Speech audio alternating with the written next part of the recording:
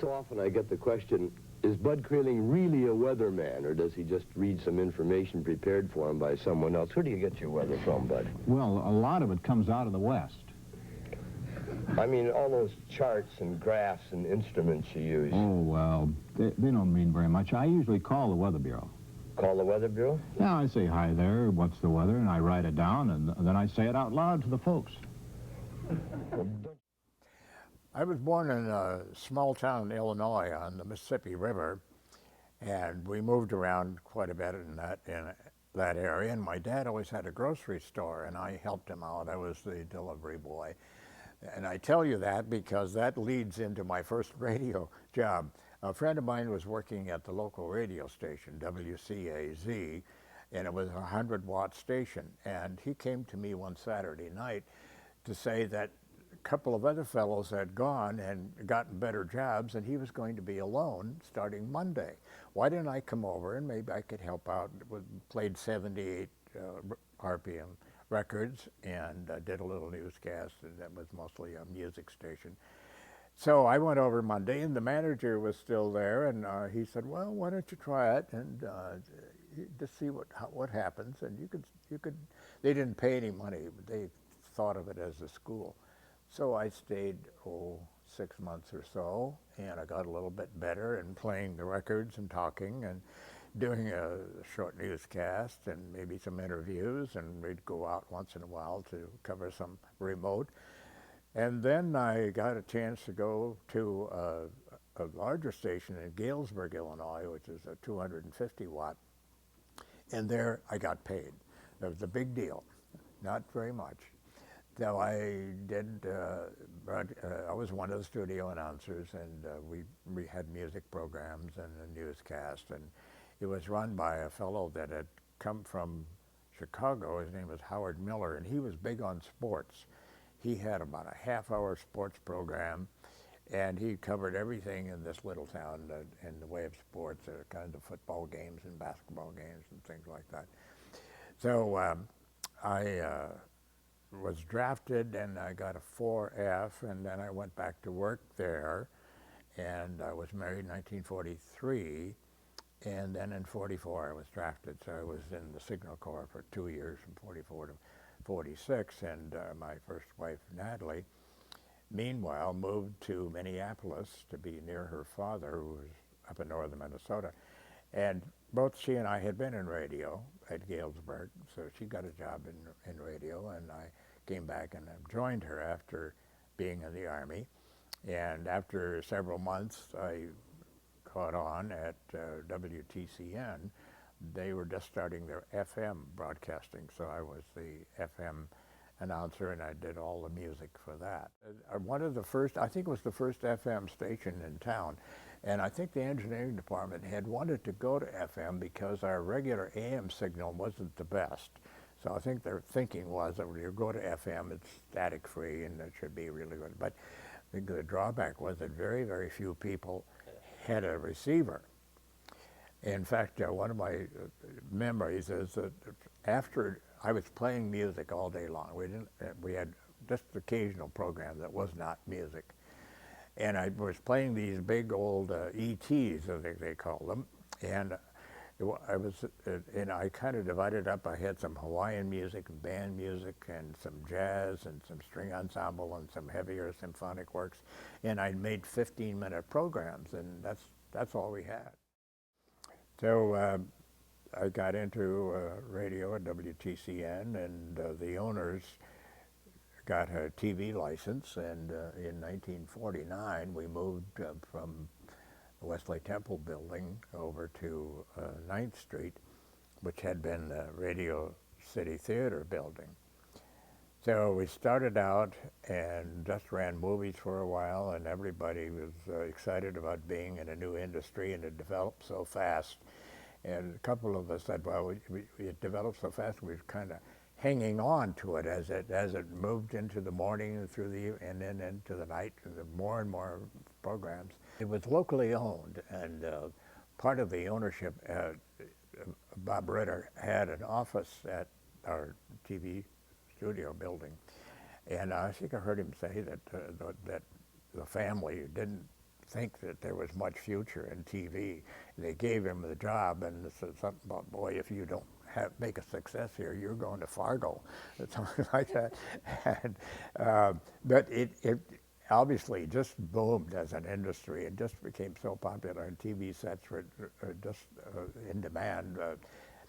But CBS was always a premier station, and they had a worldwide organization with people stationed all over the world, and they really did a wonderful job of international news. And then Cronkite came along, and they really had a really great news department. So the families that owned this unit we're talking about bought the controlling share in WCCO radio, I think in 1952. So then we were able to change the call letters over to WCCO TV instead of WTCN. And you're right, TCN moved out to Calhoun Beach Club, I believe, and eventually became Channel 11. Now you can see what's happened.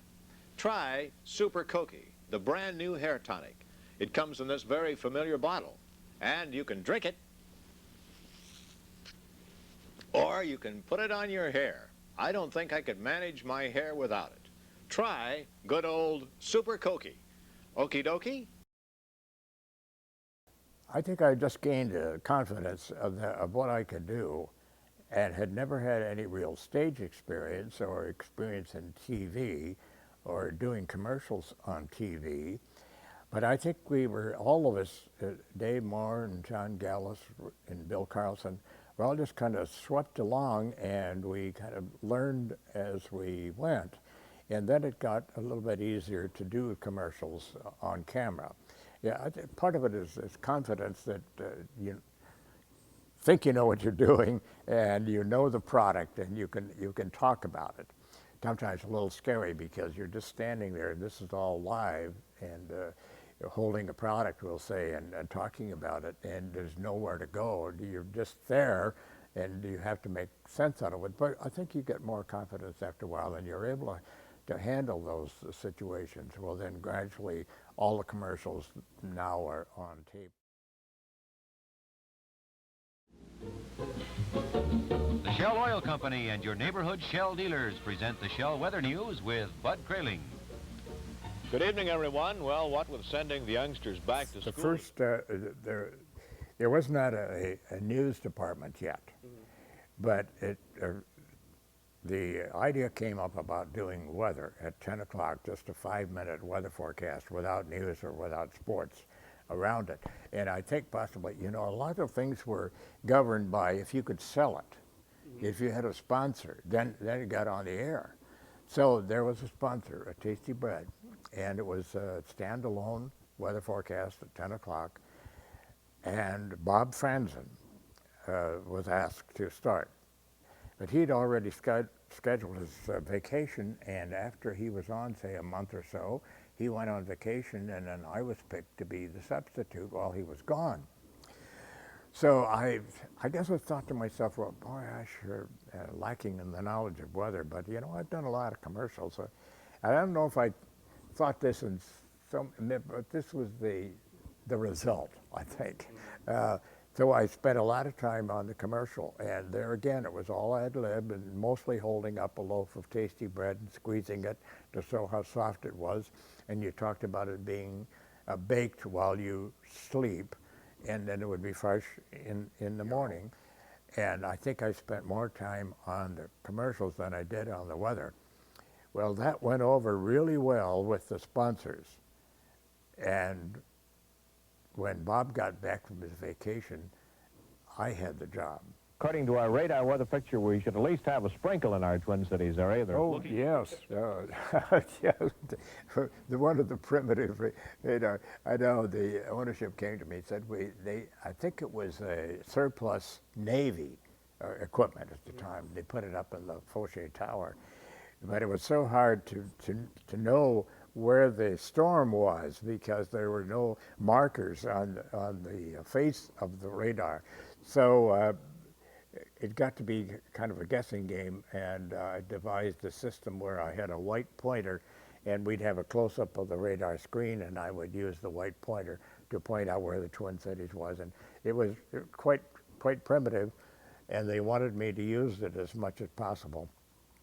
It wasn't much of a help, but it sounded good. You know, we had radar. And eventually, the owners hooked up with the Weather Bureau radar, and we had a direct feed from their radar into Channel 4. So we used that service, and that, of course, was a great improvement, and you could really talk about it better, and people could understand better what you were talking about as the storms moved in. And very little weather. We just had one map, a U.S. map that was made of paper, and you could draw on it and put the cold fronts on and talk a little bit about. And I would try to augment that with some stories that I would get off the news wire about storms in Chicago or L.A. or some flooding here and there, or some other weather event around the world that I could work into the forecast. So we were using the forecast from the Weather Bureau. Like the comfortable? Oh, yeah, the table and everything. Orchestra's going to start pretty soon. The dancing girls Yeah, will come in. right. You know, it reminds me of one of nature's proverbs, that the more things change, the more they stay the same. Now, we've got all these changes tonight, but I'm just back from Ely. That always seems to stay the same. You know, we used to have a joke at the present location across from PV Park, where WCCO is. We used to, the weather section was moved around in the building for some reason. Nobody could explain why, and we always asked to be by the window, so we could look out. Well, it's become much more sophisticated, and they get these models in from several different sources of what is going to happen and what the atmospheric conditions are, and so they can sit down and make a forecast. It seems to me that the accuracy is about the same as it was when we started out in 1950, we'll say. There's so many variables, evidently, in the forecasting, and I'm not a trained forecaster, so I would always rely on the broadcast or the forecast from the Weather Bureau. And then eventually we had our own forecasters. Mike Lynch was one of the first ones that came in and did the forecast so that we did our own. There is a lot of information that comes in to help you do the forecast, but I think there's still so many variables and so many things can happen so quickly that sometimes you're just not right. One of our aspects of doing the business is to go out and talk to school kids. And I used to be kind of embarrassed at myself sometimes because I'm talking about the weather, and then I think, geez, do I really know what I'm talking about?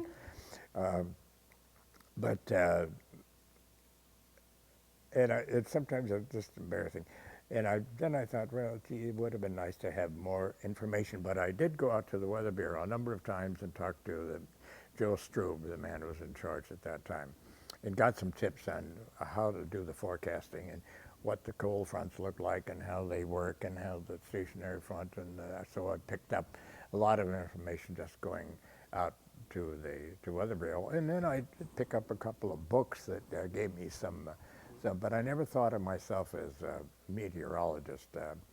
In fact, they printed a business card for me, the owners of the station, and I was called a weather observer.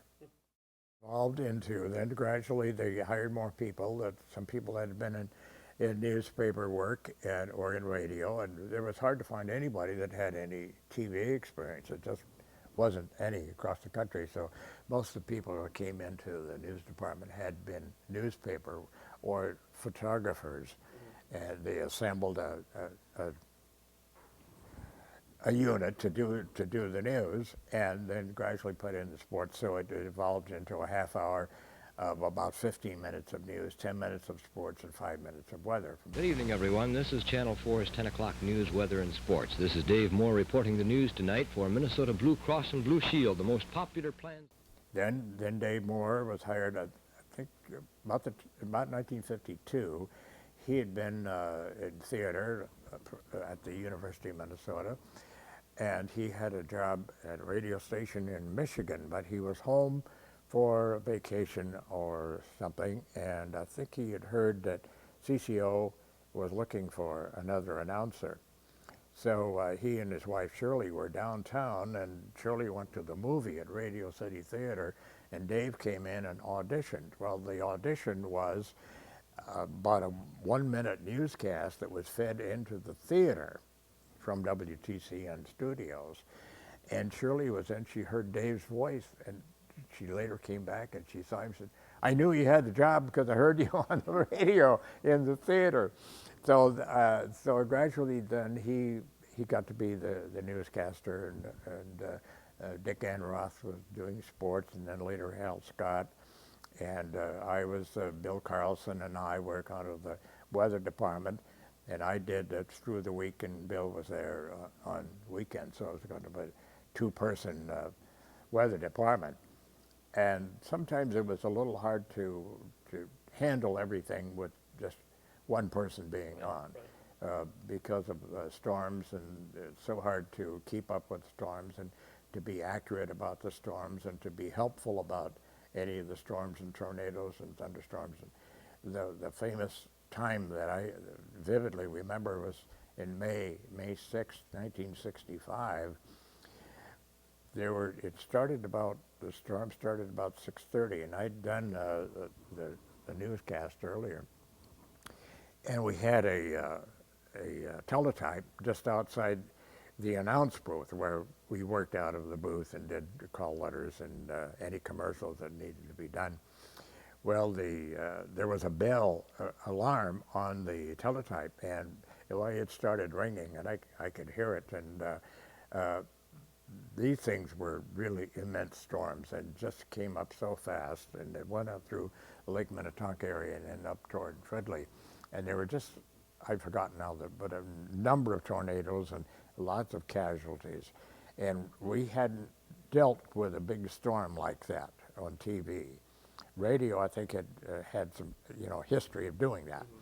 But TV because we'd been on the air, since 1949, but this was the big, major outbreak of tornadoes, and I tried to cut in we kept the CBS network on, but I cut in as often as I could without destroying the content of the program to talk about these tornadoes. I guess they lasted from 6:30 and then just before 10 o'clock, I think, and we had good coverage on the news at 10, but I was trying to do that whole thing by myself, and I would run out to the teletype and get the copy off and bring it back in and go on the air.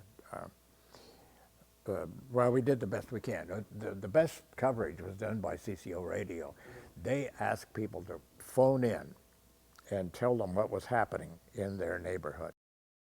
CCO Radio was very dominant, and I think CCO TV spun off some of that popularity of CCO Radio.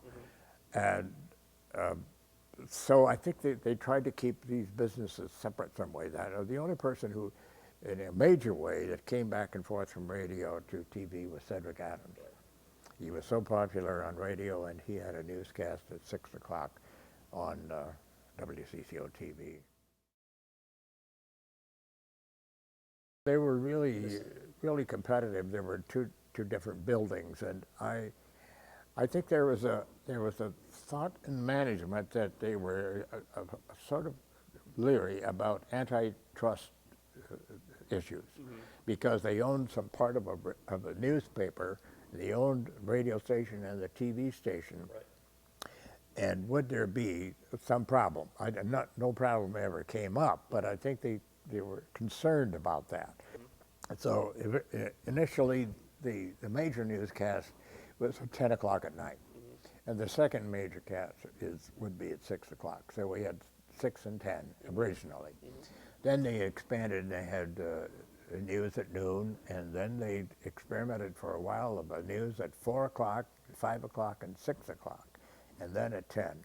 Then there was an experiment of extending the 10 o'clock to an hour. which was a disaster. Some reason or another, it just didn't work.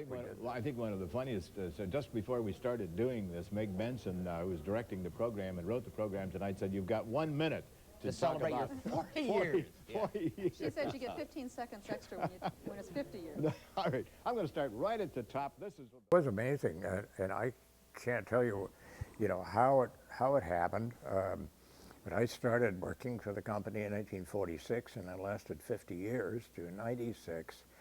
I think maybe partly I was not really after a big salary. So the salaries have gotten pretty big now. I went with, boy, well, we didn't have any trouble buying a house and things like that, but we did okay. But it was a pretty low-key thing, and then gradually I went into a personal service contract for 2 or 3 years where your salary is guaranteed and you get some perks alongside. We got a free suit now and then. But how it happened, I don't know. I felt sometimes that, well, part of the time, both Dave and I were working 6 days a week. Because we were so, I don't know. I think we felt we had to do that. I felt very fortunate. In fact, often I felt afraid of losing my job. I kind of worked out of a bit of fear, which I think is probably good for you. But I did a lot of it, because everybody did extra things, being an MC for something at the Y or something like that, or being on a committee here and there, and getting out to go to schools and things like that. Time has wrought some changes. A few. The Sunshine Boys on Golden Pond. We had a good rapport. Would talk about books and movies and plays. Dave would be occasionally in a play, and we shared a lot of the same interests politically, and we often would talk and maybe go out for a beer once in a while.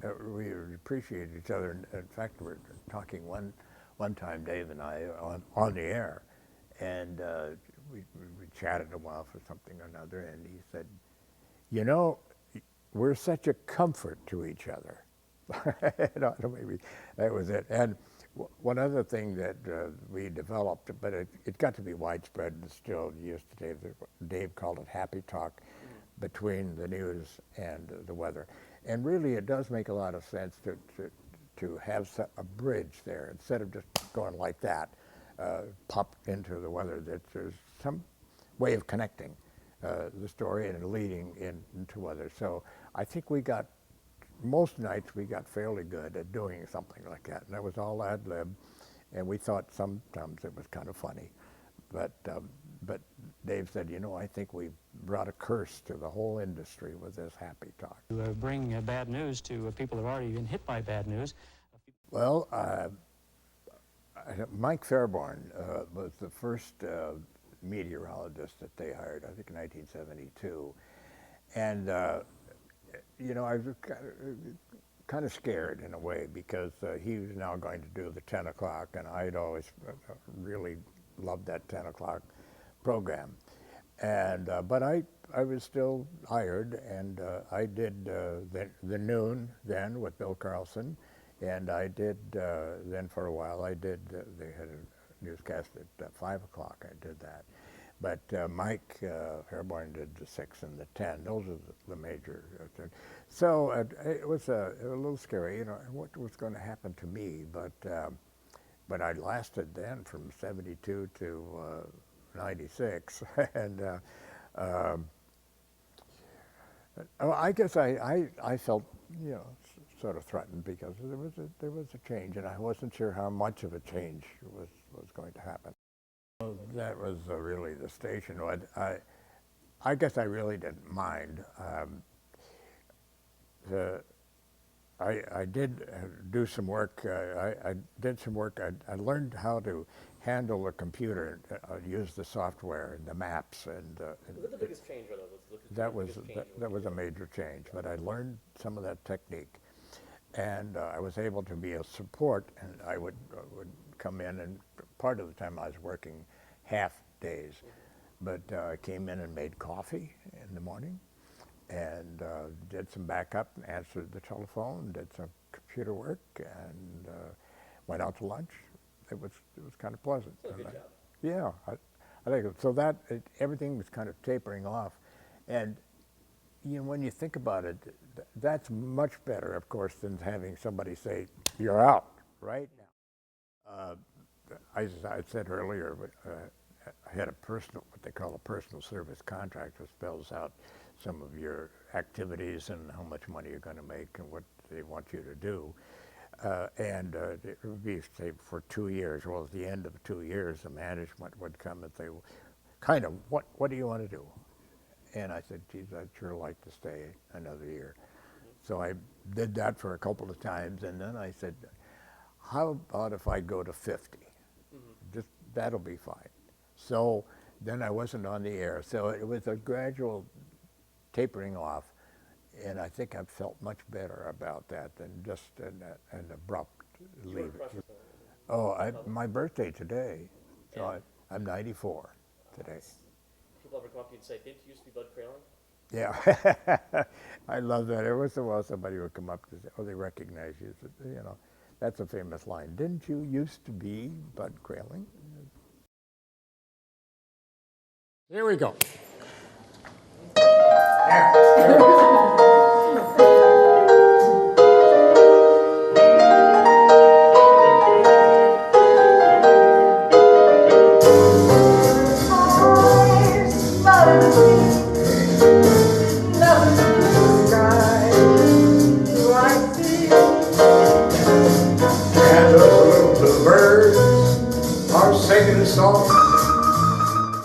Bud was married for 52 years to Natalie, and I was married for 49 years to my John, and I thought life was over when John died, and so I got rid of all my music and said, I'm not going to sing anymore.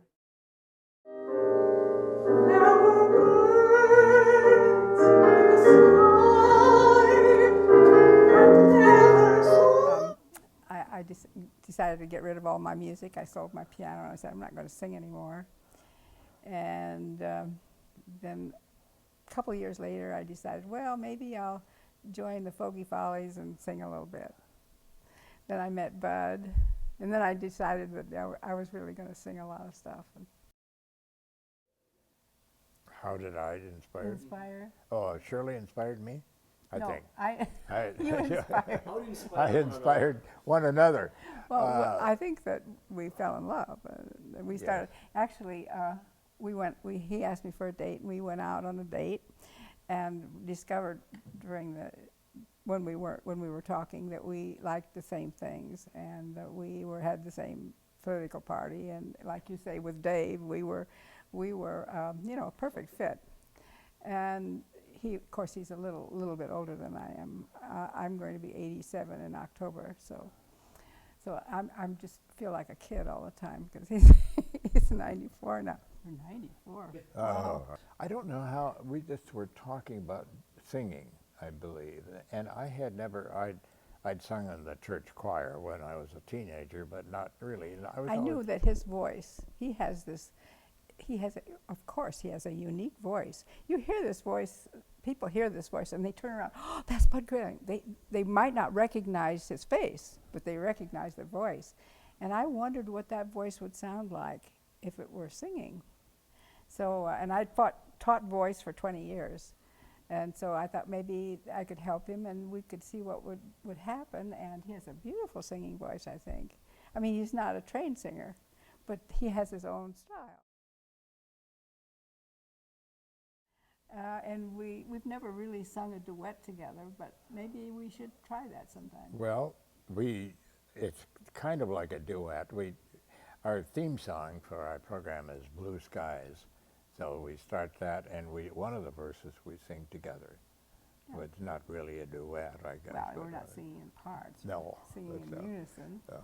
I don't know how, I guess we just started talking about my singing, and I didn't think I could do it.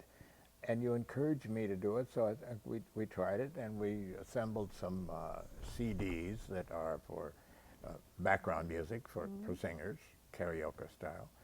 And I don't know. And then then our wonderful piano player, we had Gary Cheesig, and he was working with us for the history program that you saw.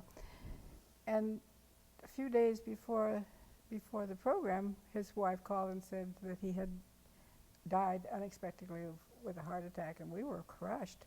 But we went on anyway and sang with the CDs instead. We didn't have all the CDs for everything that we were going to use, but we did what we did, you know, the show goes on, right? I never, you know, you never think that when you're young, you think of, gee, 94 or 80, like 86, you think, well, that you're not going to be doing what, you know, these things. But just the other day I decided, I used to say, this is kind of a cute story, I used to sing None But the Lonely Heart by Tchaikovsky.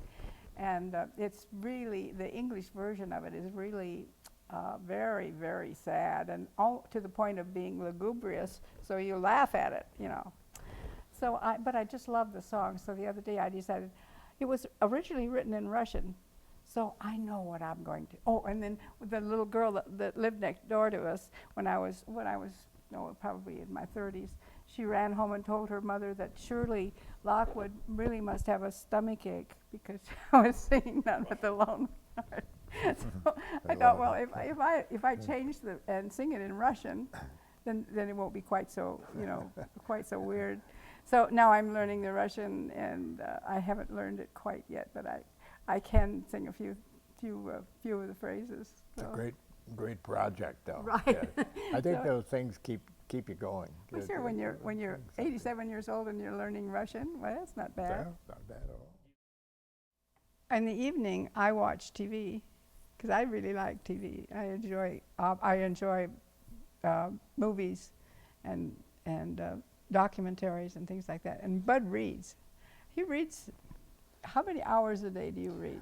Well, I don't know. I kind of in little short pieces. I'm fascinated by World War I at the moment, and I'm reading a book called The Beauty and the Sorrow, which tells the story of the war from 20 different angles of people that were involved in their diaries and letters. So it's called a personal, and I can understand a personal history of the war, and so many things that happened that I completely forgot about and never knew. So I do some reading, and we like music. We've got Shirley has a nice CD player. A Bose. A Bose, and so we like music. And then we haven't traveled much recently, but we went on several trips. One of our favorites was going to London over Thanksgiving. We used to do that. And we went with Al and Jackie Lotsberg, and we'd have Thanksgiving dinner in London, which I thought was really thrill, and see a few plays. So we were in France a couple of times, and went to Alaska. We went on some cruises. Went to Venice one time. And we'd like to get back to that. It just seems though to me, it's getting harder to fly anywhere, and is it worth it? But if you want to go, well, you have to get there by airplane. Well, it's just about the only way. Yeah. That's the message. If there's any message that I could give, that would be, you don't know how great this is when you're still alive and you're feeling well. You know, there's no reason why you have to think of yourself as even being old, because having fun. I've learned that there are some of the nicest people in the whole world are right under my roof. I mean, Bud is the nicest guy I've ever met. I mean, I'm not being what's the word I want? Facetious? Yeah, I really mean it. It was like 80th birthday. 80th birthday. 1998. And I didn't know Bud. But all the girls were lining, the women, you know, these were all in the Pogey Valley, so they're not girls anymore. They were lined up to give Bud a kiss, and they were all kissing him on the cheek. And when I got to him, I think I was one of the last, and I thought, hey, I kissed him on the mouth. I can't remember anything that anybody said to me, but I could tell you my most embarrassing moment. I was doing a commercial for Farmers and Mechanics Savings Bank, and I'd done that for a year or so, and that was scripted. And they changed the interest rates. Each interest rate was changed by 1/4 or 0.5% or something like that. And they changed a lot of the terms of the banking schedule. And I had a commercial that outlined all these changes. Well, I got it a day before I was going to do it. And I had tried to memorize all my commercials. I didn't like to use a teleprompter. So I was working on this, and I thought, well, I have it pretty well in mind, and I'm doing it live in the middle of the weather forecast. And I got about halfway through, and I started to get screwed up on all those interest rates, and I got them all mixed up, and I didn't, boy, I just went downhill so fast.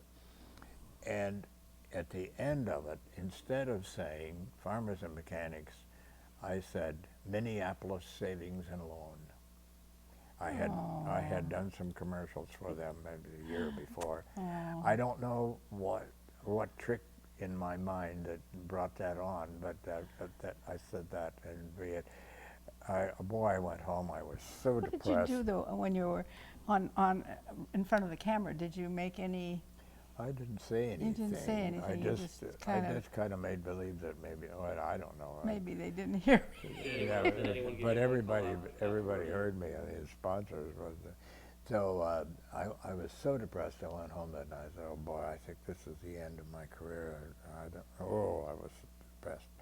I got a call to come in a little early the next day. It was a meeting with people from Farmers and Mechanics. And actually, they started off apologizing to me, saying that they should have given me more time to work on that, and it should have been done in a little easier way somehow. So I got out of it, I suppose. But I was just at the bottom of the barrel. I thought that evening at home, I don't know what I'm going to do after this, but that was smoothed over, and they continued on for some time, actually. And you didn't have to call Stanley Hubbard on Monday to ask for a no. I escaped. I don't know what happened to it, but when we were on 9th Street, there was a big a bust of Mr. McNally, who was one of the owners. It was like a two-dimensional work, Whoa, it was quite large. And some friend of ours said, well, they ought to have one of you and Dave up there. What our relationship as TV. And I really, bragging a little bit, I really think that we were good. They were like stars to me.